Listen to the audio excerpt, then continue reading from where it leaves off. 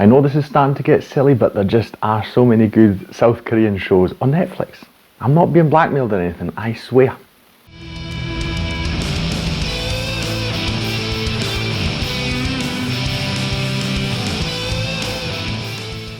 Hi, my name's Drew and welcome to another review video on Flying Wiener. Yes, it's Netflix again. Yes, it's South Korea again. I don't know what to tell you, they just have started popping up on my radar more and more, and I just really get into them because they're just so good in terms of quality. Now I will say that All of Us Are Dead, which is what we're talking about now, I don't think is quite as good as the two previous Netflix shows from South Korea that I talked about, which were Squid Game, should have pointed up there straight away, and Hellbound. Now that doesn't mean that it's a bad show, it's just that it's rather difficult in my opinion to reach those two because they're just really good. It's still well worthwhile you watching it, particularly if you're a fan of zombie things but are looking for something that kind of presents a fresh take on the classical genre. I'll be honest, it also only popped up because I saw quite a lot of people on social media and YouTube were discussing this. It wasn't on my radar. Checked it out. I mean, I'm a zombie guy, I quite like zombie things. It looked interesting enough. I thought, okay, it might not be special, we'll check it out. Turns out it was a lot better than I expected it to be, and there are actually quite a lot of things to talk about with it. Now, what is it about? Obviously, this is not going to be overly complicated. One of the things that's nice about this, I'm not going to spoil it, but we do actually learn how the zombie outbreak takes place. There are quite a few films and TV shows where we never learn what it is, and I get that's not the focus of it. I always find it a bit annoying because I'm always interested in what is the idea here, how did people turn into zombies. So there's an explanation in this. I find it quite interesting. I thought it was rather new. In a way, I mean, it's something that we have already had, but it's just got a bit of a unique spin to it, I'll say that. So I was quite pleased about that because, you know, I always like to just know how we got here. The interesting thing about this show is we're focused on a high school in South Korea, so we're dealing with mainly just teenagers. There are adults and we see some of the things that happen outside of the school as well, so you see governmental things, you see soldiers involved in the situation, you see various things, parents trying to save their children, and police and all sorts of people you do see, but the main focus are the teenagers in the school, particularly one group, or I'll say rather several groups, and then at points, you know, they come together, they go their separate ways. So we've got various groups in the school, but those are the people we're mainly focused on. Now, I'll be honest, I am not actually going to pick out any of the individual actors because, first of all, it is a rather large cast. It's a very big ensemble cast. And I'll be honest, in my opinion, there wasn't a single bad actor in this. I am really fascinated just by the quality of acting that's coming from South Korea. And this show has it as well. And not only that, but we were talking about rather young people, and they've got some really great scenes in this entire show where they really get to show what they're capable of. And I think they all did a really good job. They really pulled you in because it's a rather simple concept and we are stuck in and around the school for quite long. So this show was actually a bit longer than I expected it to be. You could say that some of the stuff could have been cut out, it could have been trimmed a bit. Overall it was fine. I suppose they could have maybe done away with like 2 or 3 episodes just in terms of length of the whole thing.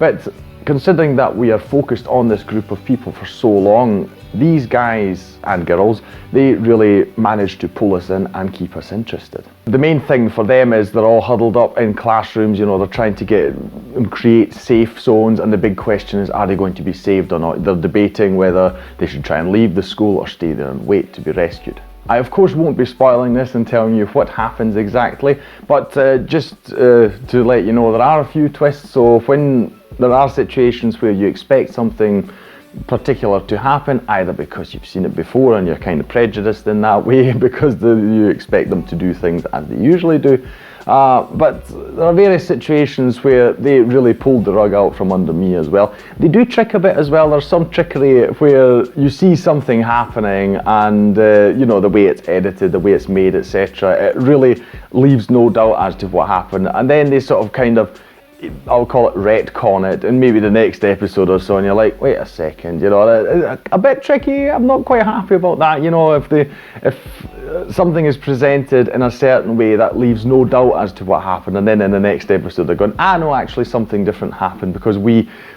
used some editing magic, etc., to really, you know, show something completely differently. That wasn't too big a fan of, but generally speaking, there are some very nice twists in here, some things I didn't see coming. They do take this concept and make it quite interesting. In case you're wondering, the zombies we have in the show, they're the fast moving, the running type. So, I mean, typically, classically, you've got these two types. You've got the slow walking ones, and then you've got the fast ones. Well, here we've got the fast ones, so that in and of itself is, of course, very terrifying. What is great is we just see all these interactions that these teenagers go through. So we've got a lot of moral dilemmas as well, because you've got the classical things that you have in zombie stories where somebody gets bitten, you know, what we're going to do with them, how we're going to deal with the situation.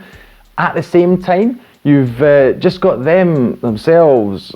Really, it's a sort of coming of age thing as well, where they discuss things and have to make decisions that are actually very, very adult, you know. So it's quite good in that way. It gets very serious. We also get to see things that you don't typically see in zombie things, but which you actually think about, you know, because, for instance, they're there for days and days. So a question is, of course, what about food? What about toilets? All these things, you know, all these things have to happen and you need them, etc. So that is definitely a focus here. So I feel it's a very realistic approach to that issue. We get to see a lot of things that many shows like maybe The Walking Dead or so will gloss over very easily. And I also like that we get to see this zombie outbreak from the start. Now, don't get me wrong, I enjoyed The Walking Dead for the first few series. The worst one that I saw was the most recent one, which was, I think it was season 10. One of the worst seasons of TV I have ever seen. I will say that, and I say that it really hurts me because I am originally a fan of The Walking Dead. But this show, at least to me, reminded me that I find the outbreak itself a lot more fascinating than what happens, let's say, 10 years down the road after you've been dealing with the zombies. While that is also an interesting story, The Walking Dead, for instance, shows us that, you know, you're basically just going in circles with various concepts, and that's it. So, I mean, if somebody else has a more interesting take, I would love to see it. But here, we get to see that. We also get to see, you know, the government response to it, and the army, like I said, and police. So we get to see many interesting angles, I feel.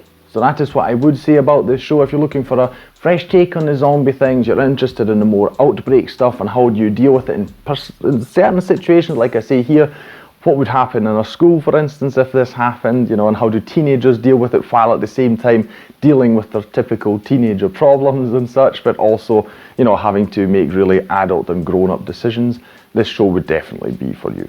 One thing I will say is don't get too attached to the characters. So I love about South Korean shows, if you've seen Squid Game, you know what I'm talking about, where they have this thing that in the West we only really know so much since Game of Thrones, I mean mainstream anyway, where, you know, anyone could die really, and we have that in this series as well. So there isn't really a main character. I mean, at the start we do have a few that seem to establish themselves as main characters, but we just have so many people that we are focused on, and they all get a lot of screen time. So, you know, by the end of it, I would say a whole group is the main character, really, you know, and just don't get attached because it's a zombie thing, so obviously people are going to die, and they do use it very, very well. I like the fact that we get attached to characters and then it's quite possible that they could get killed off. It does really mess with you a lot more than if it was just some random people, you know. I mean, again, The Walking Dead is quite bad with this, you know, where it's just unrealistic how much these people survive.